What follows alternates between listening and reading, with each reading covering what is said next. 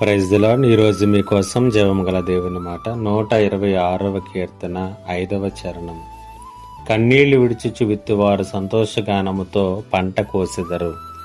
ఈ లోకంలో చాలా సందర్భాల్లో మనం పడినటువంటి కష్టానికి ఫలితం అనేటువంటిది రానటువంటి అనుభవాలను మన జీవితంలో ఎన్నో మార్లు చూస్తూ ఉంటాం.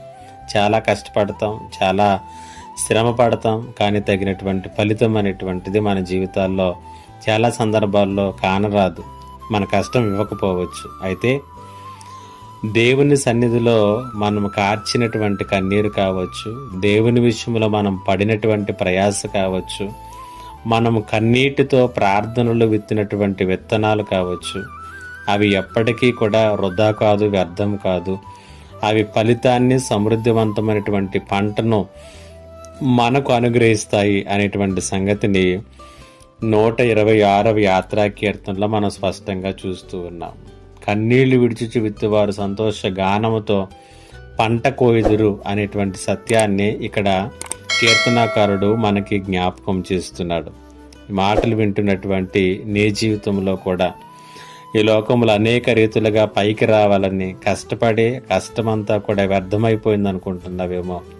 అయితే దేవుని సన్నిధిలో మనం కార్చేటటువంటి కన్నీరు ఎంత మాత్రం కూడా వ్యర్థం కాదు. ఈ మాటలు వింటే నీ జీవితంలో ఎన్నో దినాలుగా నువ్వు కన్నీళ్లు కారుస్తున్నావేమో, ప్రార్థిస్తున్నావేమో, విలపిస్తున్నావేమో.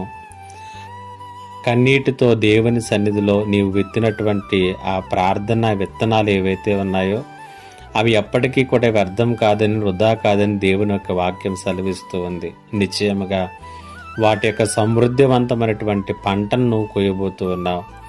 అనేకమైనటువంటి దీవెనలతో కూడినటువంటి ఆశీర్వాద పంటను నీ కళ్ళతో నువ్వు చూడబోతూ ఉన్నావు. పరిశుద్ధ ఆత్మదేవుడు ఈ మాటల చేత మిమ్మల్ని బలపరచునుగాక. ఆమేన్. మా దేవా, మీకు వందనాలు.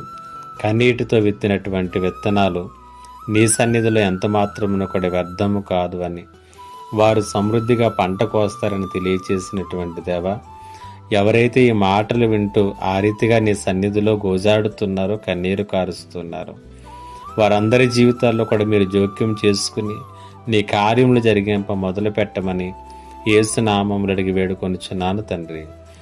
ఆమేన్. ఇంకా మా ఛానల్ ఎవరైనా సబ్స్క్రైబ్ చేసుకోకపోతే సబ్స్క్రైబ్ చేసుకోనండి, లైక్ చేయండి, షేర్ చేయండి. దేవుడు మిమ్మల్ని దీవించును గాక. ఆమేన్.